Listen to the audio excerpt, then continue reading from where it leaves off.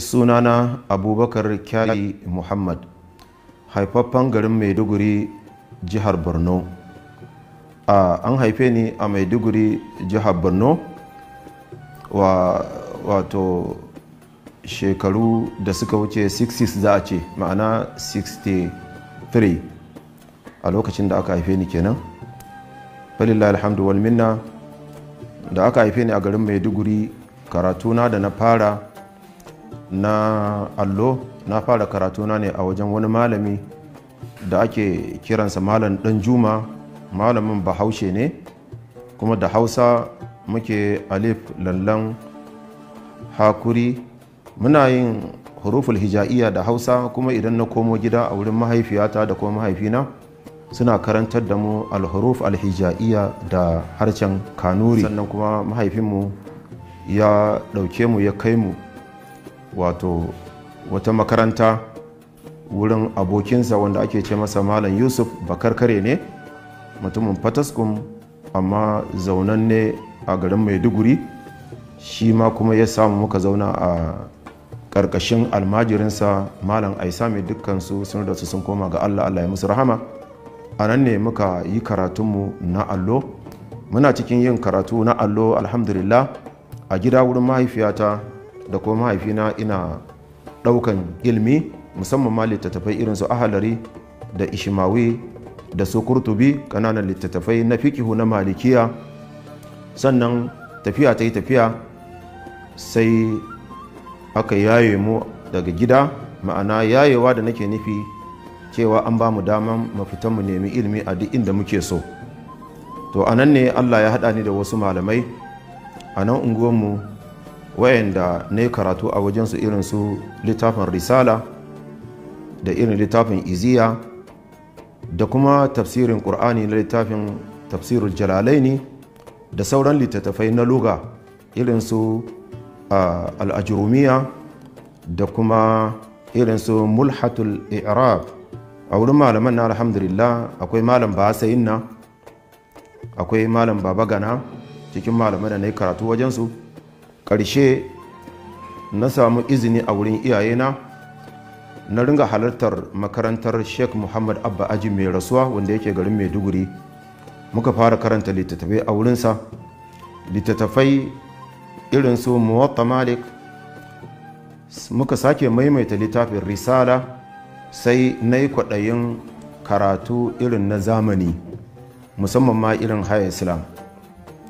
Makarantar boko dai ba a samu makarantar boko ba, amma ni na sa kaina na ɗan yi karatun boko, amma ba a makaranta ba, a wurare daban-daban. Alhamdulillah, gurgudo dai ba a rasa abin da za mu iya faɗa ba.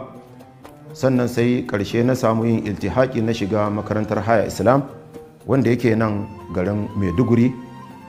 Da na shiga na yi junior 1 da na 2 da na 3 a nan.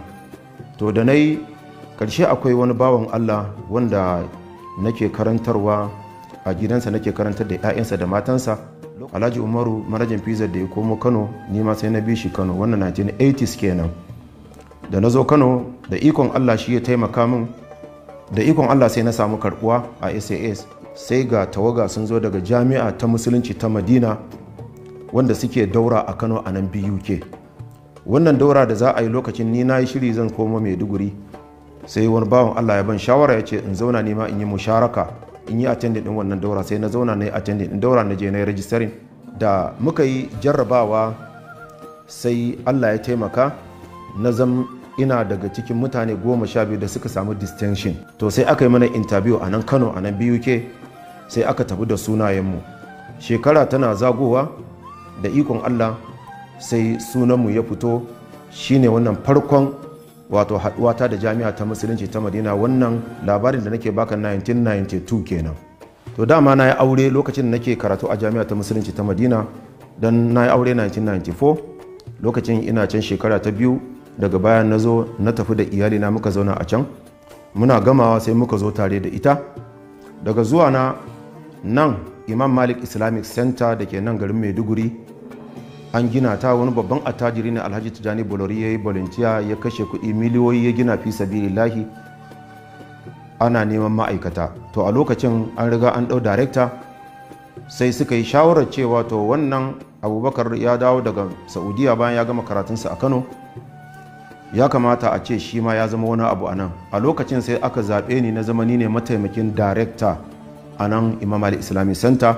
Aka bani leta, ina aiki, ban ci gaba da karatu ba illa karantarwa da kuma karatu da nake a wurin malamai, a wurin Sheikh Muhammad Abba Aji da sauran malamai, har lokacin da Allah ya kai. A lokacin da na zama deputy director ina karantarwa a cikin aji, kuma ina aikin ofis, sannan kuma ina karantarwa a masallaci da kuma masallatai, ina halartar wa'azuzzuka. To daga wannan lokacin alhamdulillah na ci gaba da yin aiki yau daga 1996 har zuwa yau kenan. Da ikon Allah sai Allah ya yi wa jagoran namu wanda shine yake matsayin director, Allah ya ji kanshi da rahama, ya yi masa rasuwa kamar yau watanni 8 da suka wuce. Sai aka zauna aka yi shawarar cewa na cancanta in zama director in maye gurbinsa.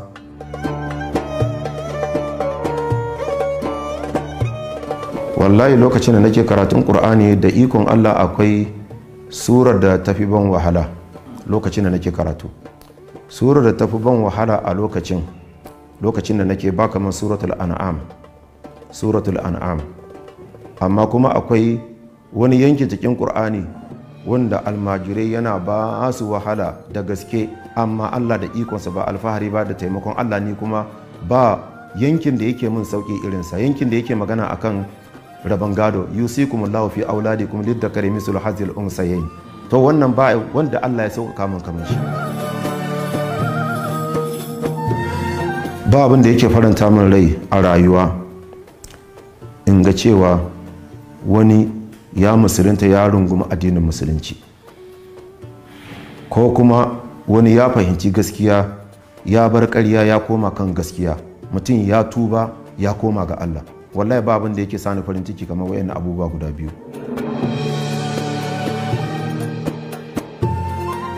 Ba abin da yake bakanta min rai kamar in ringa ganin mutane suna wa ilimi hawan kawara, ba su da sani a kai, su fito su ringa ba da fatawa, ko kuma kaga malami bai yi bincike ba ya bar hanyar magabata ya fito yana maganganu wanda wayannan maganganu za su ingiza mutane su je su tada fitina ko kuma su samu rashin jituwa tsakaninsu da shugabanni. Matar ɗaya ce, da ina da ya, da yanzu tana raye shekarunta sama da 20, amma Allah ya karɓe ta, amma yanzu haka ina da ɗa ɗaya wanda yana matsayin wato ya girma kuma yana karatu alhamdulillah. Wallahi babban burina a nan duniya in samu in cike da kalmar shahada, in yi mutuwar alheri, in mutu ina furta kalmar shahada, shine babban burina saboda yanayin rayuwa. Wallahi yanzu tambayoyin da mutane suka fi yawan yi min ta waya da kuma a rubuce idan muna karatu ko ba ma karatu a wannan zamanin shine, kuma wanda yake damuna sosai yake tada mu hankali, shine tambayoyi akan malam an yi min sihiri, abu kaza nake ji, abu kaza nake gani, an hana ni karatu, an hana ni aure, an fidda ni daga gidan mijina, idan namiji ne an nakasa ne, an yi kaza, kuma idan ka bincika duk sihiri ne. Ba abin da ya fi damuna a yanzu mutane suke yawan magana kuma in ringa ba su shawarwari kamar sihiri. Aiki da bai taka kara ya karya ba mutane suke wa mutum sihiri yanzu ya yi yawa fiye da yadda kake tsammani. Wannan ya sa ni na kwaɗaitu cewa in ringa yin bidiyo na irin minti 10-15 idan ka lura, sai in yi wa mutane bayani ga irin addu'o'in da za su yi da haɗe da ganyen magarya ko ruwan sama ko zamzam ko olive oil zaitun, su ringa tofawa, su jarraba wannan a gida, zai karya sihiri da kuma kambun baka, baki da ido. Yanzu baki da ido ya yi yawa, don da mutanenmu idan suka ga abu za su ce masha Allah tabarakallah, tufarkallah suke cewa, haka annabi ya koyar. To amma yanzu mutum in ya ga abu ya burge shi ba zai ce masha Allah tabarakallah ba, to baki da ido sai ya kada mutum, sai ya babbata abubuwa. Shi yasa ma'aikin Allah sallallahu alaihi wasallam yake cewa da yawa daga al'umma ta mutuwa da suke baki da ido shine sanadiyar mutuwarsu.